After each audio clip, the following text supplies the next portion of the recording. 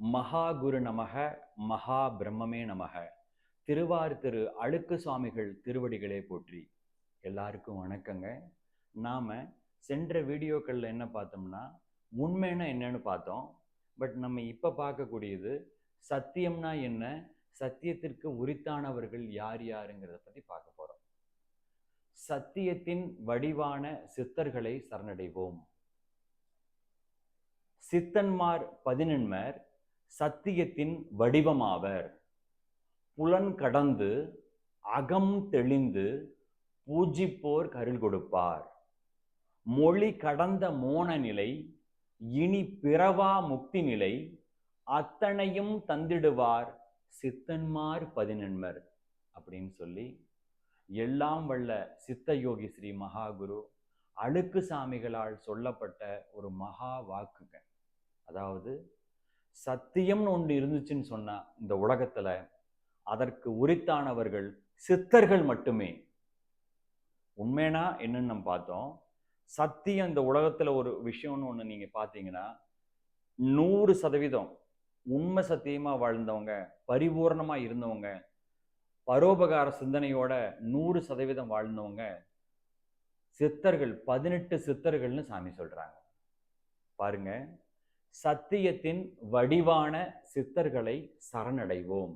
யாரை சரணடையணும்? சத்தியமே வடிவான சித்தர்களை நம்ம சரணடையணும்.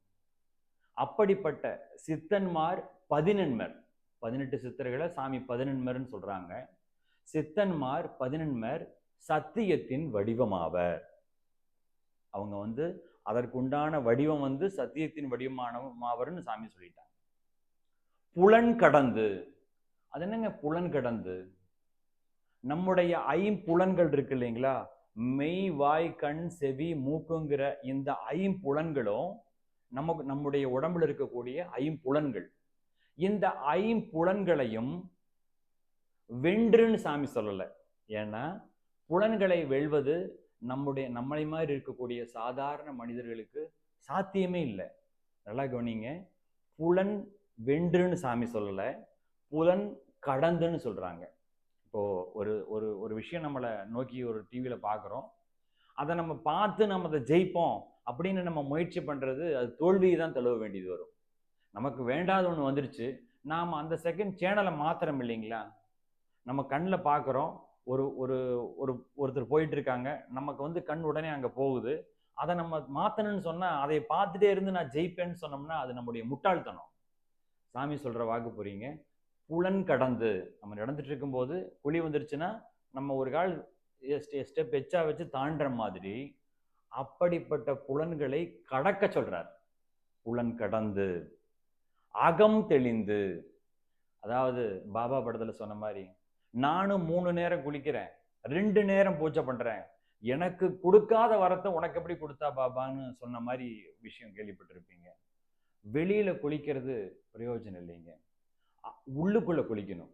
அந்த உள்ளுக்குள்ள குளியல் எப்படின்னு கேட்டீங்கன்னா, ஒவ்வொரு நாட்களுமே நாம இன்னைக்கு என்ன தவறு செஞ்சோமோ அந்த தவறு நம்ம நாளைக்கு செய்யாம இருக்கணும். நாளைக்கு என்ன தவறு செஞ்சோமோ அதை அடுத்த நாள் செய்யாம இருக்கணும். இப்படி ஒன்றன் பின் ஒன்றாக நமக்குள்ள இருக்கக்கூடிய கசப்புகள், அதாவது தவறுகள், குற்றங்கள், குறைகள் அனைத்தையும் களைத்தொழிந்து பரிசுத்தமான ஒரு தெளிந்த நீரோடை போல நாம் இருக்கும்போதுதான் அகம் தெளியும். அப்படிப்பட்ட அகம் தெளிந்து நமக்குள்ள இருக்கக்கூடிய பொறாமை, பேராசை, கடும் சினம், வஞ்சினம், நம்முடைய முறையற்ற பாலுணர்வு, அத்துணை விஷயங்களையும் நாம் தீர்த்து பரிசுத்தமான ஒரு நிலை எய்துகின்ற போது அகம் தெளியும். அப்படிப்பட்ட அகம் தெளிவோருக்கு அகம் தெளிந்து பூஜிப்போர் கருள் கொடுப்பார். நல்லா கவனிங்க, புலன் கடந்து அகம் தெளிந்து பூஜிப்போர் கருள் கொடுப்பார். யாரு பூஜை பண்ண அருள் கொடுப்பாங்கன்னா, இவங்க பூஜை பண்ணாதான் அருள் கொடுப்பாங்க. பூஜிப்போர் அருள் கொடுப்பார். மொழி கடந்த மோன நிலை. மொழி கடந்தன்னா நம்ம எல்லாம் பேசிட்டு இருக்கிறோங்க, நம்முடைய வாய் பேசாம, நம்முடைய மனம் பேசாம, நம்முடைய உடல் பேசாத மனோமௌனம், வாக்கு மௌனம், காஷ்ட மௌனம் என்கின்ற முழுமையான ஒரு மௌனத்தை பேணுகின்ற நிலையே மோன நிலை. அப்படிப்பட்ட ஒரு மோன நிலை, மௌன நிலையை குறிக்கிறது. மொழி கடந்த மோன நிலை, அது எல்லாத்துக்கும் கிடைக்காதுங்க.